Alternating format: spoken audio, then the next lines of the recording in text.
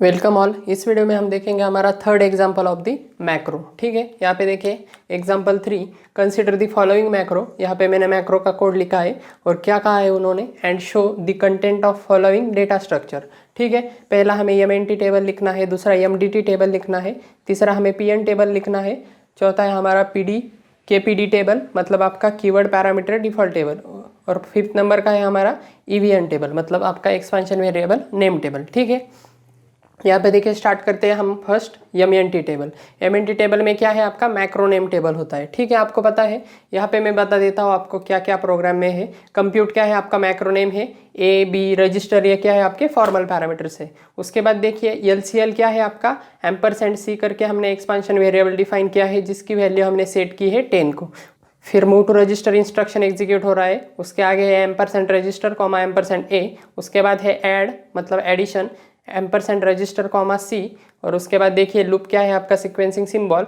इसमें क्या हो रहा है, move to memory ampersand register comma ampersand A, उसके बाद देखिए सी एम्परसेंड सी क्या है आपका फिर से आपका एक्सपेंशन वेरिएबल है जिसकी वैल्यू सेट की जा रही है एम्परसेंड सी -1 मतलब -1 करके सेट की जा रही है सी की वैल्यू मतलब 1 से डिक्रीज हो रही है।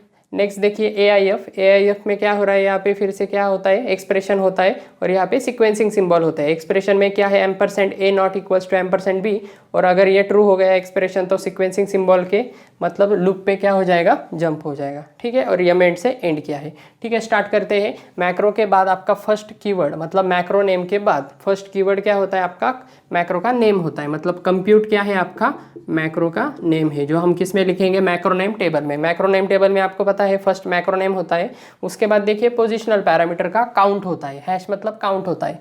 देखिए ए और बी दो ही पोजिशनल पैरामीटर है इस वजह से यहाँ पे 2 आ जाएगा। उसके बाद देखिए कीवर्ड पैरामीटर कितने हैं 1 है यानी इसमें कितनी वैल्यू आ जाएगी 1 आ जाएगी। उसके बाद देखिए एक्सपेंशन वेरिएबल ठीक है ये वैल्यू हम बाद में लिखेंगे। ठीक है, इसमें देखिए सेकंड टेबल हम ड्रॉ करेंगे, हमारा सेकंड टेबल है हमारा एमडीटी टेबल, ये भी हम बाद में लिखेंगे।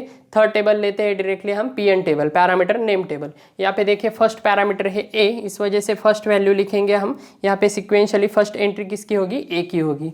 सेकंड वैल्यू है आपकी बी मतलब फॉर्मल पैरामीटर में सेकंड पैरामीटर है बी का, और थर्ड पैरामीटर है आपका रजिस्टर का। ठीक है, सिक्वेंशियली लेंगे हम ए बी एंड रजिस्टर। ठीक है, लेफ्ट हैंड साइड की वैल्यू लेंगे और एम्परसेंड क्या करेंगे, इलिमिनेट कर देंगे।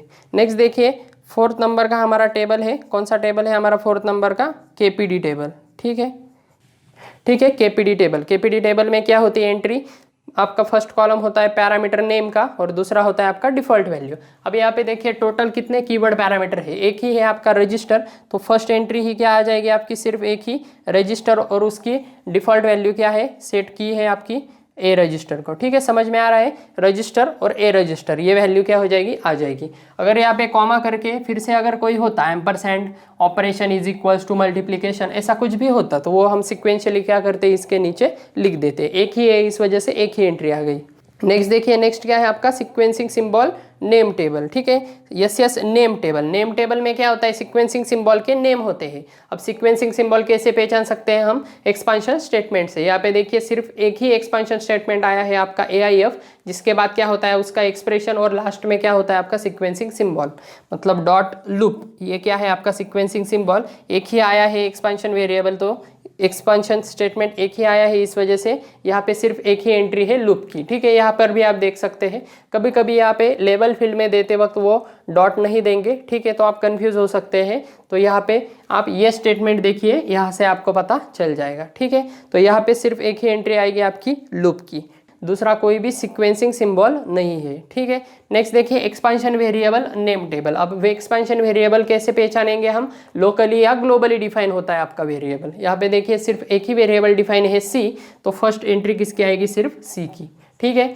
नेक्स्ट देखिए एसएस टेबल में क्या होती है आपकी एमडीटी की एंट्री होती है। ठीक है, अब एमडीटी टेबल हमें लिखना बाकी है इस वजह से ये हमें एमडीटी टेबल लिखने के बाद हम क्या करेंगे, ये टेबल लिखेंगे। नेक्स्ट देखिए एक्सपेंशन वेरिएबल की वैल्यू हम चाहे तो यहाँ पे लिख सकते हैं। यहाँ पे देखिए एक्सपेंशन वेरिएबल नेम टेबल में फर्स्ट एंट्री किसकी है, सी की है, जिसकी वैल्यू किसको सेट की है बाय डिफॉल्ट 10 को सेट की है, तो इसकी इनिशियल वैल्यू क्या आ जाएगी, 10 आ जाएगी। ठीक है, एक्सपेंशन वेरिएबल टेबल में क्या होता है, एक्सपेंशन वेरिएबल की वैल्यू होती है। फर्स्ट एंट्री है सी की, इस वजह से फर्स्ट को क्या दिया है, 10 दिया है, क्योंकि सी की वैल्यू क्या है, 10 है।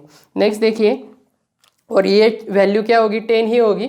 यहाँ पे माइनस हो रहा है, c -1 कर रहे हैं हम, मतलब 10 के बाद यहाँ पे जब ये एग्जीक्यूट होगा तो c की वैल्यू क्या हो जाएगी, यहाँ पे सेट 9 हो जाएगी। लेकिन जो ओरिजिनल हमने इनिशलाइज की है वही हम क्या करेंगे यहाँ पे कंसिडर करेंगे। ठीक है, नेक्स्ट देखिए हम अपना MDT टेबल ड्रॉ करते हैं। MDT टेबल के 3 फील्ड होते हैं। फर्स्ट होता है आपका लेबल, दूसरा होता है आपका ऑपकोड फील्ड और तीसरा होता है आपका ऑपरेंड फील्ड। ठीक है, यहाँ पे देखिए फर्स्ट क्या है आपका, सिक्वेंशियली हम लेंगे यहाँ पे फर्स्ट एंट्री, क्योंकि उन्होंने स्पेसिफिकली दिया नहीं है कि MDT टेबल की फ्री एंट्री कहाँ से स्टार्ट करनी है, इस वजह से हम बाय डिफॉल्ट 1 से कंसिडर करेंगे। नेक्स्ट देखिए अब कहाँ से एग्जीक्यूट करना शुरू करेंगे, मैक्रो नेम के बाद, क्योंकि मैक्रो नेम कहाँ आता है आपका, मैक्रो नेम टेबल में आता है। उसके बाद क्या है LCL कहाँ लेंगे हम, ऑपकोड में लेंगे, क्योंकि ये ऑपरेशन है। क्या कर रहा है, %c क्या कर रहा है, यहाँ पे आ रहा है, मतलब %c क्या है आपका एक्सपांशन वेरिएबल है, इस वजह से एक्सपांशन वेरिएबल के लिए e कॉमा उसकी एंट्री कितनी है, फर्स्ट है, उस वजह से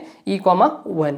नेक्स्ट देखें %c किस फील्ड में आ रहा है, लेबल फील्ड में, तो लेबल फील्ड में हम क्या करेंगे, सेकंड नंबर की एंट्री e कॉमा क्या करेंगे 1 करेंगे। ठीक है, समझ में आ रहा है।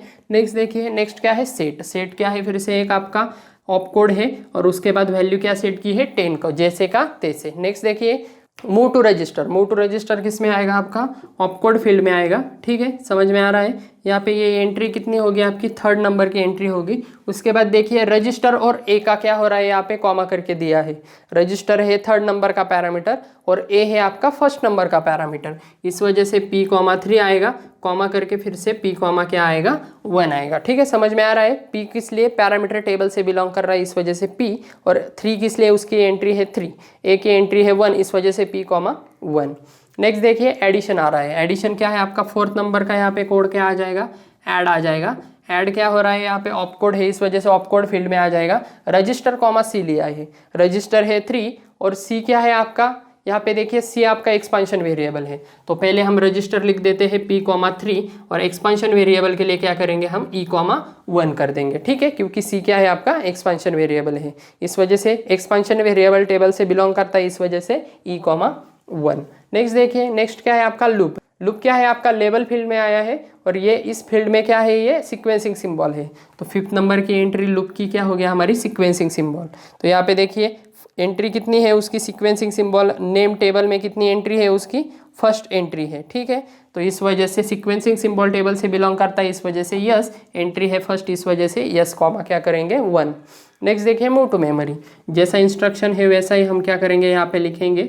उसके बाद देखिए %रजिस्टर a, रजिस्टर है थर्ड पैरामीटर, a है आपका फर्स्ट पैरामीटर, p,3 कॉमा करके p, क्या करेंगे 1 कर देंगे। ठीक है, सिंपल हमने क्या किया है, सिंपली यहाँ पे वैल्यू रिप्लेस कर दे रहे हैं। नेक्स्ट देखिए c आया है, c क्या है, फिर से आपका एक्सपांशन वेरिएबल है, इस वजह से 6 नंबर का क्या आएगा यहाँ पे e,1 आ जाएगा। उसके बाद क्या है सेट कीवर्ड है आपका, मतलब ऑपकोड है, इस वजह से सेट यहाँ पे लिखेंगे %c-1, c क्या है फिर से आपका एक्सपांशन वेरिएबल है, तो e,1 और यहाँ पे माइनस करके क्या कर देंगे हम 1 कर देंगे। ठीक है, समझ में आ रहा है, e,1 और माइनस करके यहाँ पे हमने ये 1 कर दिया। नेक्स्ट देखिए AIF क्या है, फिर से आपका ऑपकोड है, ऑपकोड फील्ड में आएगा, 7 नंबर का इंस्ट्रक्शन है आपका, %a not equals to %b, %a है आपका फर्स्ट पैरामीटर, b है आपका सेकंड पैरामीटर, तो यहाँ पे हम आउटर ब्रैकेट लेंगे, उसमें फिर से एक स्मॉल ब्रैकेट p, क्या होगा यहाँ पे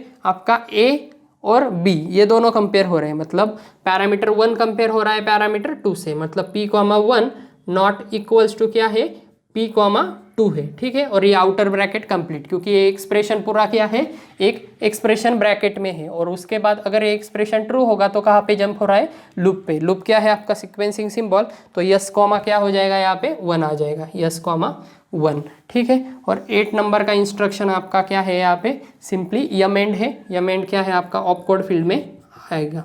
ठीक है, आई होप आपको ये समझ में आ गया होगा, बहुत ही इजी एग्जांपल है।